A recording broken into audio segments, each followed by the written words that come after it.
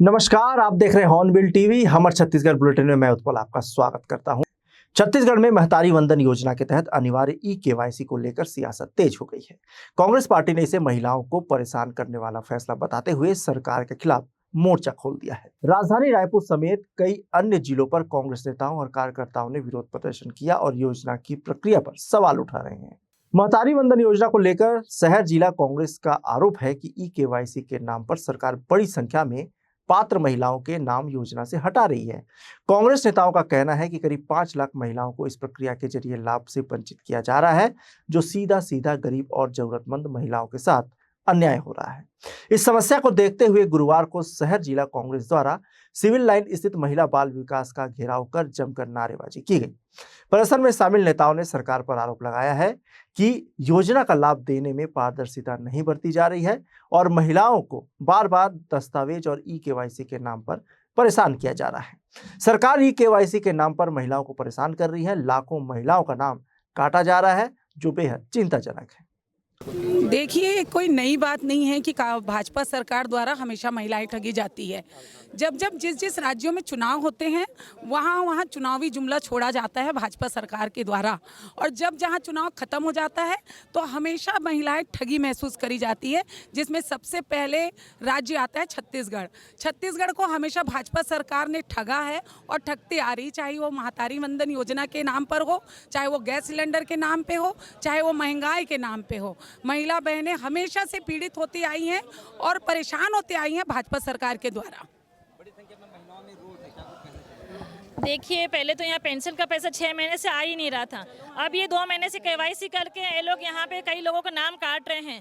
भाजपा सरकार महंगाई में महंगा करे जा रही, लेकिन छत्तीसगढ़ की माताओं में बहनों को यहाँ पे पेंशन जो कम दिया जा रहा है और ऊपर से महतारी वंदन योजना का भी पैसा जो यहाँ पे कम दिया जा रहा है, वो बहुत ज़्यादा अन्याय है। महिलाओं के साथ, छत्तीसगढ़ की महिलाओं के साथ अन्याय करके भाजपा सरकार क्या जताना चाह रही है। भाजपा सरकार को होश में आना पड़ेगा कि छत्तीसगढ़ की महिलाएं पिछड़ी नहीं हैं, वो भी आजकल पढ़ लिख के आगे बढ़ रही हैं। उनके साथ अन्याय ना करें।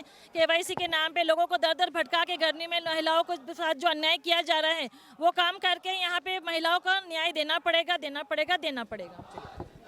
ये महिलाओं की समस्या को लेकर आप लोग क्या बताएंगे? देखिए, हमारी मांग यही है कि महतारी वंदन के नाम पर, केवाईसी के नाम पर जिस प्रकार से नाम काटने के प्रयास चल रहे हैं, षड्यंत्र चल रहा है, कहीं ना कहीं सरकार चाहती है कि अपने 100-200 करोड़ बचाने के लिए सरकार जो आम नागरिक है, आम लोग हैं, आम जन हैं, उनके घर के परिवार के लोगों के नाम काटने का प्रयास कर रही है। उसका विरोध करने हम आए हैं, पहली बात। दूसरी बात, 2.5 साल हो चुकी सरकार को बने, 2.5 साल के अंदर एक भी नाम, जो शुरुआत के दौर में जितने नाम इन्होंने जोड़ा था महतारी वंदन में, सूची में, उसके बाद से एक नाम भी जोड़े नहीं गए। हमारा कहना है कि कई बच्चियों की शादी होके बहू बन के जा चुकी है और कई बेटियां बहू बन के यहाँ आई हैं। उन तमाम लोगों के नाम को महतारी वंदन की सूची में जोड़ा जाए, उनको भी वही लाभ मिले जो लाभ बाकी महिलाओं को मिल रहा है। तीसरा, हमारी मांग यह है कि अन्य भाजपा सरकारों के द्वारा जिस प्रकार से 2,500-3,000 रुपये राशि दी जा रही है, वैसे ही छत्तीसगढ़ की माता बहनों को भी 3,000 2,500 की राशि मिलनी चाहिए। जनहित के मुद्दों को लेकर लगातार कांग्रेस आ रही है सामने, तो जिस प्रकार से मामला चल रहा है, क्या कुछ कहना चाहेंगे सरकार को? देखिए, जब छत्तीसगढ़ में चुनाव होना था तो अमित शाह जी यहाँ घोषणा पत्र जारी करने आए थे और उन्होंने कहा था ये मोदी जी की गारंटी है, इसमें सभी महिलाओं को पैसा मिलेगा। वो चाहे रमन सिंह जी की वाइफ हो, कोट करके कहा था उन्होंने, चाहे कलेक्टर की वाइफ हो।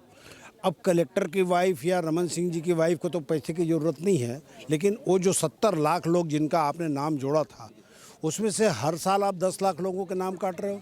ई-केवाईसी के नाम में आप रोज हर दिन 1,000 देते हो, 300 को तो उसको फोटोकॉपी करा लेते हैं वो लोग जा कर के। तो ये सब चीज़ें जो है वो महिलाओं को तंग करने के लिए जो योजना लाई गई है, उसी के लिए हम यहाँ प्रदर्शन करने आए हैं। 6 प्रकार के पेंशन कांग्रेस पार्टी की सरकार देती थी, वो पेंशन तक के ये लोग 6 महीने से नहीं दे पा रहे। तो यही सब मुद्दों को लेकर के हम यहाँ प्रदर्शन करने आए हैं।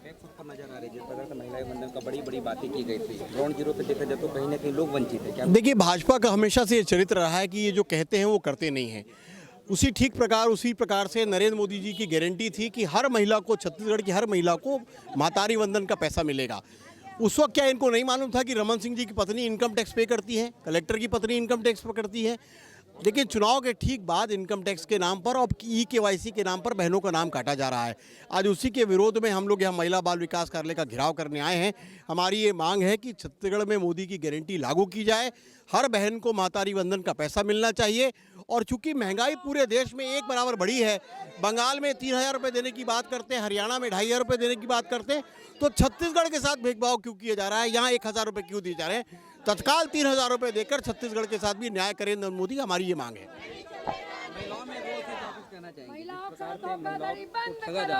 महिलाओं को पहले तो मैतारी वंदन के नाम से ठंगा गया 1,000 देके, उसके बाद उनके घर से 5-5 हज़ार रुपये वसूल लिया बिजली बिल के नाम से, महंगाई के नाम से, और अभी फिर आधे नाम उनके काटे जा रहे हैं। जो 1,000 मिलता था उसमें भी महिलाओं को वंचित रखा जा रहा है। जब बंगाल में 3,000 रुपये दिया जा रहा है तो यहाँ पर भी 1,000 रुपये दे, यही मांग है। आज श्री कुमार मीना अध्यक्ष जी के नेतृत्व में यहाँ पर महिला बाल विकास का हम लोगों ने घेराव किया है और आगे भी ये लड़ाई महिलाओं के बहनों के उसमें जारी रहेगी हमारी। केंद्रीय गृह मंत्री अमित शाह 18 मई को बस्तर दौरे के दौरान वीर शहीद गुंडाधर के गांव नेतानार पहुंचेंगे। 19 मई को प्रस्तावित मध्य क्षेत्रीय परिषद की अहम बैठक से पहले शाह का यह दौरा राजनीतिक और रणनीतिक दोनों दृष्टि से बेहद महत्वपूर्ण माना जा रहा है। खास बात यह है कि एक समय नक्सल प्रभाव के लिए पहचाने जाने वाले नेतानार में अब देश के गृह मंत्री का कार्यक्रम होने जा रहा है। इस बैठक में छत्तीसगढ़ समेत 4 राज्यों के मुख्यमंत्री एक ही टेबल पर बैठेंगे। उप मुख्यमंत्री विजय शर्मा ने हॉर्नबिल टीवी से चर्चा के दौरान गृह मंत्री के इस दौरे को राज्य के लिए बड़ा मौका बताया है। बता दें, जगदलपुर में होने वाला यह बैठक कई मायनों में खास है। उप मुख्यमंत्री विजय शर्मा का कहना है कि इस मीटिंग से छत्तीसगढ़ के विकास की नई राह खुलेगी। दूसरे राज्यों के मुख्यमंत्री भी अपनी आंखों से देखेंगे कि बस्तर अब बदल रहा है। जो लोग नक्सलवाद का खात्मा नामुमकिन मानते थे, आज वे अपनी आंखों से बदलाव देख रहे हैं। गृह मंत्री जी 17 तारीख को आएंगे और 18 और 19 को 2 दिनों का उनका प्रवास रहेगा। विभिन्न कार्यक्रम उसमें लिए गए हैं। ये मध्य क्षेत्र की बैठक है जो 19 तारीख को होने जा रही है जगदलपुर में। बिलासपुर के सिविल लाइन थाना क्षेत्र में करोड़ों की ठगी का मामला सामने आया है। कारोबारी को कम समय में व्यापार में बड़ा मुनाफा दिलाने का झांसा देकर 3 आरोपियों ने 3 करोड़ 32 लाख रुपए हड़प लिए। पीड़ित की शिकायत पर पुलिस ने मामला दर्ज कर जांच शुरू कर दी है। जानकारी के मुताबिक प्रार्थी विजय कुमार गुप्ता ने सिविल लाइन थाने में शिकायत दर्ज कराई है। शिकायत पर उन्होंने बताया कि अशोक गिरवानी, मोहित गिरवानी और दीपक हरजपाल ने मिलकर उन्हें व्यापार में फायदा दिलाने और सामान सप्लाई करने का भरोसा दिलाया था। आरोप है कि तीनों ने अलग अलग किस्तों में प्रार्थी से कुल 3 करोड़ 32 लाख रुपए ले लिए, लेकिन रकम लेने के बाद न तो सामान की सप्लाई की गई और न ही पैसा वापस लौटाया गया। काफी समय तक टालमटोल करने के बाद पीड़ित को अपने साथ ठगी होने का एहसास हुआ, जिसके बाद उन्होंने पुलिस में शिकायत दर्ज कराई। सिविल लाइन थाने का मामला है जहां पे जो प्रार्थी हैं विजय कुमार गुप्ता है, इन्होंने आके रिपोर्ट लिखाया है कि अशोक गिडवानी, मोहित गिडवानी और दीपक हरजपाल, ये तीनों ने मिलकर उनको झांसे में लिया कि कम समय में हम आपको व्यापार में अधिक फायदा दिलाएंगे और उसमें सामान सप्लाई करने के एवज में 3 करोड़ 32 लाख रुपए उससे पैसा ले लिया, किंतु ना तो उसके द्वारा सामान सप्लाई किया गया, ना ही पैसे वापस किया गया है। उपरोक्त मामले में थाना सिविल लाइन में धोखाधड़ी का FIR पंजीबद्ध किया है। शीघ्र आरोपियों की गिरफ्तारी की जाएगी। जांजगीर चांपा जिला के भौतरा गांव में उस वक्त सन्नाटा पसर गया जब गांव के मिदनी साहू, उसकी पत्नी और नाती पोता की धारदार हथियार से हत्या होने की जानकारी मिली। बुधवार की रात हुए इस घटना की जानकारी घर में काम करने पहुंचे मिस्त्री ने देखी और सरपंच को सूचना दी और सरपंच ने तत्काल शिवली नारायण पुलिस को घटना की जानकारी दी। मौके पर पहुंचे पुलिस अधीक्षक, डॉग स्क्वाड और FSL की टीम ने शव का पंचनामा कर पोस्टमार्टम के लिए पामगढ़ सामुदायिक स्वास्थ्य केंद्र भेजा गया। पुलिस की प्रारंभिक जांच में हत्या का कारण पारिवारिक विवाद बताया और हत्या के मामले में मृतक मेदिनी कश्यप का बेटा सोन साय कश्यप और सोन साय का बेटा गोलू कश्यप को हिरासत में लेकर पूछताछ शुरू कर दिया है। भौतरा गाँव है थाना शिवली नारायण क्षेत्र में। यहाँ पर बीती रात एक ही परिवार के 4 लोगों की हत्या हुई है और इस सूचना पर पुलिस की टीम, FSL की टीम, डॉग स्क्वाड सभी मौके पर पहुंचे थे और इस दौरान पूछताछ में और बाकी सूचना संकलन में पैतृक संपत्ति का विवाद को लेकर बातें सामने आई थी और इसी आधार पर अभी इसी परिवार के सोन साय कश्यप और उनके बेटे गोलू नाम है जिसका, डाकेश्वर और गोलू, दोनों को हिरासत में लेकर के भी पूछताछ की जा रही है। मिस्त्री का काम चला तो मिस्त्री में नहीं कोई मतलब ना इसी के सामने आवाज लगाने थी पूछे मैं था सामने सब आदमी पता चली ओकर बाद 10 मिनट खड़े रहने ओकर बाद पीछे समझ जाकर देखे इनके मिस्त्री में जो घर में काम करी थे मन तो ओकर बाद मोला सूचना दी फोन करी एक घटना मतलब फेंका कहनी खुले है तो मोर पंच बोला सब मतलब भेजे जावत का व्यवस्था है काटी के देख कहा से कि आई में मन तो पता ही नहीं नहीं घटना हो गई कहीं ना तो तत्काल में आए और आगे तुरंत थाना में फोन करे चिवनान थाना घलो में बड़ा हुदो में सब जगह मतलब मैडम लोग करे विधायक। बिलासपुर के उसलापुर रेलवे स्टेशन में उस वक्त हड़कंप मच गया जब प्लेटफॉर्म नंबर 2 और 3 पर स्थित एक फूड स्टॉल में अचानक आग लग गई। आग इतनी तेजी से फैली कि देखते ही देखते पूरा स्टॉल जलकर खाक हो गया। घटना उसलापुर रेलवे स्टेशन की है, जहां प्लेटफॉर्म पर मौजूद यात्रियों ने फूड स्टॉल से धुआं उठते देखा। कुछ ही देर में आग की लपटें तेज हो गई, जिससे स्टेशन परिसर में अफरा तफरी का माहौल बन गया। मौके पर मौजूद रेलवे कर्मचारियों ने तत्काल इसकी सूचना दमकल विभाग को दी। सूचना मिलते ही फायर ब्रिगेड की टीम स्टेशन पहुंची और काफी मशक्कत के बाद आग पर काबू पाया गया। बताया जा रहा है कि आग लगने की वजह शॉर्ट सर्किट हो सकती है। हालांकि आग लगने के वास्तविक कारणों की जांच की जा रही है। घटना में किसी के हताहत होने की सूचना नहीं है, लेकिन फूड स्टॉल पूरी तरह जलकर खाक हो गया। फिलहाल रेलवे प्रशासन पूरे मामले की जांच में जुटा हुआ है। छत्तीसगढ़ में सुशासन त्योहार चल रहा है। वहीं राजनांदगांव जिला के डोंगरगढ़ नगर पालिका क्षेत्र अंतर्गत वार्ड नंबर 5 में वार्ड पार्षद एवं वहां के नागरिकों द्वारा एक अनोखा प्रदर्शन देखा गया, जिसे वार्ड वासियों द्वारा अपनी मांग को लेकर सुशासन शिविर में आए अधिकारी कर्मचारी को बंधक बनाया गया। सुशासन त्योहार के दौरान सुशासन शिविर में डोंगरगढ़ पालिका क्षेत्र वार्ड क्रमांक 5 के पार्षद एवं वार्ड नंबर 6 के पूर्व पार्षद सहित वार्ड वासियों द्वारा नगर पालिका अधिकारी कर्मचारियों को बंधक बनाए जाने के चलते नगर पालिका अधिकारी कर्मचारी द्वारा प्रीति चमन समुद्र पार्षद वार्ड नंबर 5 एवं अन्य के खिलाफ प्रशासनिक अधिकारी कर्मचारी को बंधक बनाए जाने के कारण उनके खिलाफ एफआईआर दर्ज करने की मांग को लेकर नगर पालिका अधिकारी कर्मचारी पुलिस थाना डोंगरगढ़ पहुंचे। साथ ही वार्ड नंबर 6 के पार्षद रतन कुसे द्वारा भी कार्रवाई की मांग की। आज सीएमओ नगर पालिका डोंगरगढ़ की तरफ से एक आयोजन प्राप्त हुआ है, जिसमें कि आज ग्राम सुशासन त्योहार चल रहा था वार्ड नंबर 5 में। वहाँ पर वहाँ की जो पार्षद हैं वो अपने अन्य सहयोगियों के साथ में जो परिसर था उसका ताला लगा कर वहाँ पर लोगों को वहाँ पर दिया था, लोग सुशासन त्योहार मनाने में रोक लगाया था। तो इस संदर्भ में उनका शिकायत है और इस शिकायत पर हम लोग यहाँ पर विधानक कार्रवाई कर रहे हैं अपराध कानून करके और आगे इसकी जाँच कर रहे हैं। आज जो है शासन का सुशासन त्योहार जो है ये वार्ड नंबर 5 में आयोजित किया गया था। इसमें हमारे पूरे विभाग के कर्मचारी अधिकारी लोग बैठे थे और जनता की समस्याओं सुनने के लिए आज जो शिविर लगाया गया था उसके तहत सभी लोग जो है काम कर रहे थे। इसी बीच जो है वहाँ वार्ड नंबर 5 के पार्षद जो है ये कुछ लोगों को लेके आके यहाँ हंगामा करने लग गए तो ताला जड़ दिए वहाँ पे।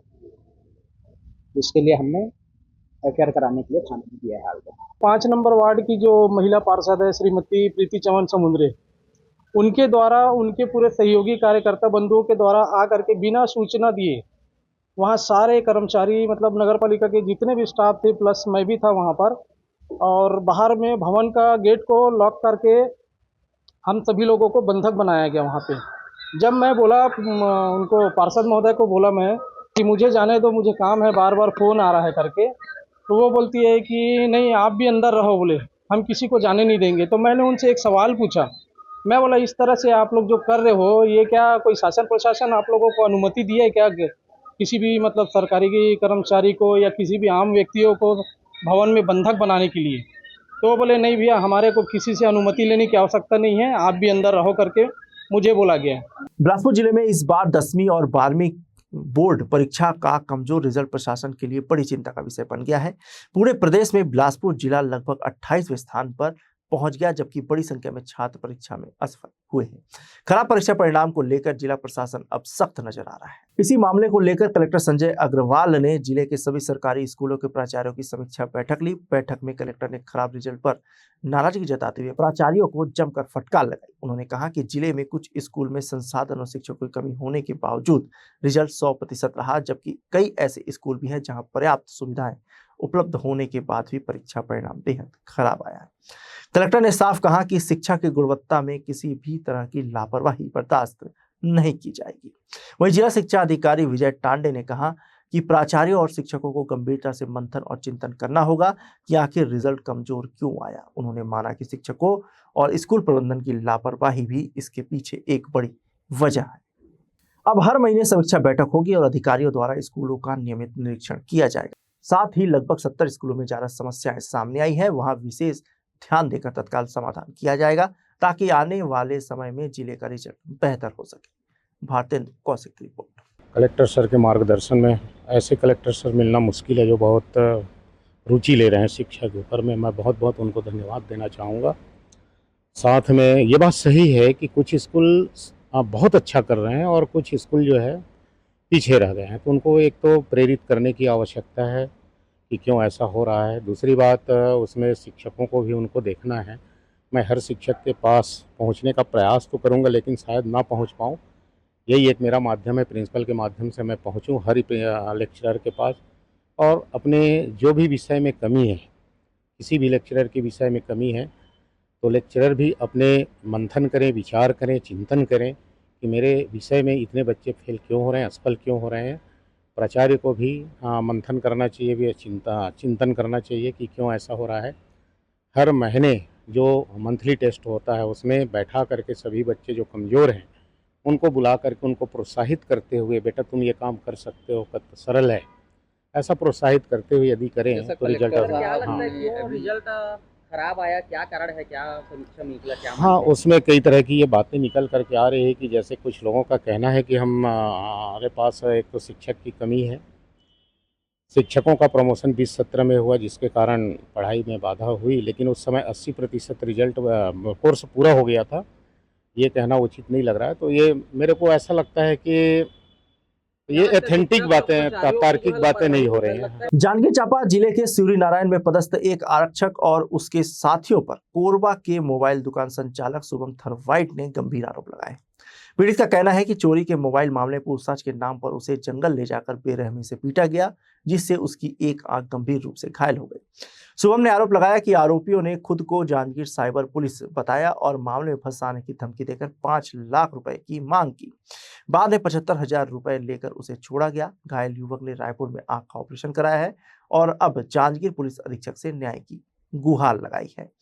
मामले की गंभीरता को देखते हुए पुलिस अधीक्षक ने जांच के आदेश देते हुए सिवनी नारायण एसडीओपी को पूरे मामले की जांच सौंपी है। उसके बाद बोले कि वो फोन चोरी का है करके, तो मेरे को पता नहीं था। तो मैं जिससे फोन लिया था ना, वो लड़के को ला के खड़ा कर दिया। वो लड़के को भी उसके घर से जबरदस्ती उठाए हैं, उससे भी पूछताछ किया तो लड़का एक्सेप्ट किया कि हाँ फोन को मैं बेचा था बोल के। जब मैं फोन को खरीदा था ना तो उसका आधार कार्ड मैं ले लिया था अपने सेफ्टी के लिए। उससे पूछा बिल बॉक्स है तो नहीं है, आ गया है, बोला पुराना फोन का कोई ज्यादा रखता नहीं बोल के। तो उसके बाद फिर मेरे को बहुत मारे हैं फोन के चक्कर में। बोले कि वो फोन से 3 किलो सोना और 7 किलो चांदी पार हुआ है करके, तो उसको भी आप ही खरीदे हो करके। और आपका वीडियो आया है यहाँ सूर्य नारायण में कि चोरी किए हो, तो उसमें फुटेज में दिख रहा है बोल के। फिर मेरे से पैसे का डिमांड करने लगे। तो मैं बोला पैसा तो नहीं है करके। तो बोले अपने घर वाले को बुलाओ करके। तो फिर वो घर में भाई को फ़ोन करने बोले, तो भाई को फ़ोन किया तो फिर भाई आया, तो भाई से बातचीत हुआ तो 5 लाख का डिमांड किए मेरे से। तो मेरा भाई बोला कि फिर आप कार्रवाई कर दो करके कानूनी तरीके से। तो बोले नहीं कार्रवाई नहीं करेंगे, देख लो आप लोग जो भी बनता है आपको कॉम्प्रोमाइज़ करके तो कर लो बोले। फिर भाई सीधा साधा है, समझ जाओ। तो वो भी डर गया, मैं भी डर गया। मेरे को मारे थे तो उसको पता चला तो और डर गया वो। फिर बहुत सारा चोरी का केस को भी डाल देंगे बोले। तो उसके बाद फिर भाई और उसके बीच में 80,000 का डील हुआ था, तो 75,000 में माने उन लोग। पैसा ऐसा लेके फिर धमकाए बहुत, बोले कि अगर ये बात अगर तुम ओपन करोगे तो इसका फिर आगे कार्रवाई होगा तुम्हारे साथ करके, इसके जिम्मेदार तुम खुद होगे करके। एक आवेदन अभी पुलिस अधीक्षक कार्यालय में प्राप्त हुआ है। पीड़ित के द्वारा यह बताया गया है कि सूर्यनारायण और साइबर की पुलिस जो है उनके द्वारा कोरबा में जाकर उसके साथ एक चोरी के मोबाइल के मामले में पूछताछ की गई और उनके साथ मारपीट की गई है और पैसों की मांग की गई है, जिस पर जो है तत्काल जो है अभी जांच जो है संबंधित एसडीओपी को दिया गया है और इसमें जैसे भी तथ्य आएंगे आगे जांच में उसके आधार पर अग्रिम कार्रवाई की जाएगी। इस बात को चेक किया जाएगा कि पुलिस क्या वहां गई थी और गई थी तो कौन गए थे, और जो भी इसके लिए जिम्मेदार होंगे या ऐसी घटना होना प्रमाणित होगा तो उन पर कार्रवाई अवश्य की जाएगी। राजधानी रायपुर में पेट्रोल डीजल को लेकर हड़कंप मचा हुआ है। पेट्रोल डीजल खत्म होने की अफवाह को लेकर राजधानी रायपुर समेत प्रदेश के कई जिलों में पेट्रोल पंपों पर लंबी कतारें लगी रही। कई पंपों पर ईंधन की कमी की बात सामने आई है। रायपुर में गुरुवार सुबह से देर रात तक कई पेट्रोल पंपों पर वाहनों की लंबी लंबी लाइनें लगी रहीं। हालात बेकाबू होते देख कई पंपों को अस्थायी रूप से बंद करना पड़ा। खबर मीडिया में आने के बाद फिलहाल अब पेट्रोल पंप की स्थिति ठीक है, लोगों को अब पेट्रोल मिल रहा है। राजधानी के जय स्तंभ चौक, सरोना, भाटा गांव, विधानसभा रोड, रायपुरा, महादेव घाट और टिकरापारा जैसे इलाकों में लोग लाइन लगाकर इंतजार करते दिखे। इंडियन ऑयल और एचपी के कई पंपों पर पेट्रोल डीजल का समय पर सप्लाई नहीं होने से स्थिति बिगड़ गई। इस समस्या से निपटने के लिए कई पेट्रोल पंप संचालकों ने कम मात्रा पेट्रोल डीजल देना शुरू किया। तो बिल्कुल राजधानी रायपुर में पेट्रोल डीजल को लेकर हड़कंप मचा हुआ है। पेट्रोल डीजल खत्म होने की अफवाह को लेकर राजधानी रायपुर सहित अन्य जिलों में जो है पेट्रोल पंप में काफ़ी लंबी कतारें देखने को मिल रही है। कई पेट्रोल पंप में ईंधन की कमी की बात सामने आई है। गुरुवार को कुछ इसी तरह का नज़ारा हमको जो है पंडरी पर देखने को मिला और खमांडी में देखने को मिला, जहां पर बड़ी संख्या में जो है पेट्रोल लेने के लिए जो है लोग लंबे समय से लाइन पर खड़े हुए थे। हमारे साथ पेट्रोल पंप के मैनेजर मौजूद हैं, हम उनसे समझने की कोशिश करेंगे ये आखिर ये अफवाह है या कुछ झूठी खबर है। भैया जरा बताएंगे, जिस प्रकार से लोगों को समस्या हो रही है पेट्रोल के लिए, तो क्या कहना चाहेंगे? सर हमारे यहाँ तो 2 दिन से कंटिन्यू मिल ही रहा है, अभी तक तो कुछ हुआ नहीं है, ऐसा सुना ही आया नहीं हमारे यहाँ। और की कमी जो बता रहे उसको लेकर क्या कुछ बोलेंगे? अभी तो हमारे यहाँ लोड लग चुका है, आने भी वाला होगा। अभी तक कोई ऐसा परेशानी हुआ नहीं है। और आम जनता ऐसे हड़कंप पे अफवाहों पे ध्यान मत दे और अपने तरह से जितना जरूरत पड़े उतना ही पेट्रोल ले जाए। उससे कुछ ठीक है, हमारे यहाँ तो बराबर पर्याप्त मात्रा में है ही है। तो बिल्कुल कचना पेट्रोल पंप के जो मैनेजर है स्पष्ट रूप से वो लोगों को संदेश भी दे रहे हैं, लोगों से अपील भी कर रहे हैं कि किसी प्रकार की अनावश्यक घबराने की कोई ज़रूरत नहीं है। पेट्रोल पर्याप्त मात्रा में रायपुर के सभी पेट्रोल पंप पर उपलब्ध है। थोड़ा धैर्य बनाए रखिए और जितना लिमिट है उतने ही पेट्रोल लेने की जो है वो अपील जो है आम जनता से कर रहे हैं। अब देखने वाली बात होगी कि राजधानी रायपुर में इस प्रकार की समस्या का हल कब तक होगा और लोगों को पेट्रोल से कब तक निजात मिल पाएगा। हॉर्नबिल चैनल के लिए कैमरामैन डी बरागी के साथ हेमराज डोंगरे, रायपुर। भाजपा प्रदेश कार्यालय कुशाभाऊ ठाकरे परिसर में 2 दिवसीय भाजपा प्रदेश कार्य समिति की बैठक संपन्न हुई। बैठक में राष्ट्रीय सह संगठन महामंत्री शिव प्रकाश, मुख्यमंत्री विष्णुदेव साय, क्षेत्रीय संगठन महामंत्री अजय जमवाल, भाजपा प्रदेश अध्यक्ष किरण देव एवं प्रदेश संगठन महामंत्री पवन शाह मौजूद हैं। बीजेपी कार्य समिति की इस बैठक में आगामी कार्य योजनाओं पर विस्तार से चर्चा की गई। इसके साथ ही भाजपा प्रदेश कार्य समिति बैठक में पार्टी के कार्यों और आगामी विषयों पर भी विस्तार से चर्चा की गई। बैठक के दौरान सांसद रूप कुमारी चौधरी और वरिष्ठ भाजपा नेता शिवरतन शर्मा ने राजनीतिक प्रस्ताव प्रस्तुत किया, जिसे बैठक में पारित किया गया। वहीं प्रदेश में नक्सल उन्मूलन को लेकर उप मुख्यमंत्री विजय शर्मा ने प्रस्तुतिकरण दिया। बैठक में नक्सल प्रभावित क्षेत्रों में सरकार और संगठन की रणनीति पर भी चर्चा की गई। नक्सलवाद के उन्मूलन के विषय पर आज भारतीय जनता पार्टी के प्रदेश कार्य समिति ने खड़े होकर के ताली बजा करके स्टैंडिंग ओवेशन के साथ अपने केंद्रीय नेतृत्व का आभार व्यक्त किया है, उनके सहयोग, मार्गदर्शन, समर्थन के लिए, जिससे हमारे छत्तीसगढ़ में नक्सलवाद का समूल उन्मूलन हो सका। बीजेपी की सामान्य प्रक्रियात्मक बैठक साल भर चलती रहती हैं और इसीलिए अभी चुनाव के बाद बीजेपी के कार्यकर्ताओं को अब आने वाले समय के लिए संदेश देने के लिए, आने वाले समय के लिए कार्यक्रम तय करने के लिए और ये भारतीय जनता पार्टी की प्रदेश कार्य समिति की बैठक आज हो रही है और इस बैठक में 3 महीने के, 6 महीने के और अगले 1 साल के जो कार्यक्रम है वो तय किए जाएंगे। और इसमें क्योंकि जिलाध्यक्ष तक के लोगों को बुलाया जाता है तो उनके माध्यम से जिलों में भी पूरा संदेश पहुंचाया जाएगा। बिलासपुर हाईकोर्ट ने श्रम विभाग में डायरेक्टर पद पर हुई पदोन्नति को लेकर बड़ा फैसला सुनाते हुए पूरे प्रमोशन आदेश को रद्द कर दिया है। हाईकोर्ट ने साफ कहा है कि पदोन्नति प्रक्रिया नियमों के अनुसार नहीं की गई और विभागीय पदोन्नति समिति यानी डीपीसी ने तय नियमों का सही पालन नहीं किया। दरअसल रायपुर निवासी रज्जू कुमार भोई ने हाईकोर्ट में याचिका दायर कर आरोप लगाया था कि डायरेक्टर पद पर प्रमोशन के लिए 10 साल के गोपनीय प्रतिवेदन यानी ACR का मूल्यांकन जरूरी था, लेकिन डीपीसी ने केवल 5 साल के रिकॉर्ड के आधार पर चयन प्रक्रिया पूरी कर दी। जस्टिस पार्थ प्रीतम साहू की सिंगल बेंच ने सुनवाई के दौरान कहा कि मेरिट कम सीनियरिटी में सिर्फ वरिष्ठता नहीं बल्कि अधिकारियों की योग्यता और प्रदर्शन का सही मूल्यांकन भी जरूरी है। कोर्ट ने पाया कि पात्र अधिकारियों की आपसी मेरिट का सही आकलन नहीं किया गया। हाईकोर्ट ने 24 फरवरी 2025 का पदोन्नति आदेश निरस्त करते हुए राज्य सरकार को 3 महीने के भीतर नई रिव्यू डीपीसी गठित कर प्रक्रिया पूरी करने के निर्देश दिए हैं। आज के बुलेटिन में बस इतना ही। मुझे दीजिए इजाजत, देखते रहिए हॉर्नबिल टीवी।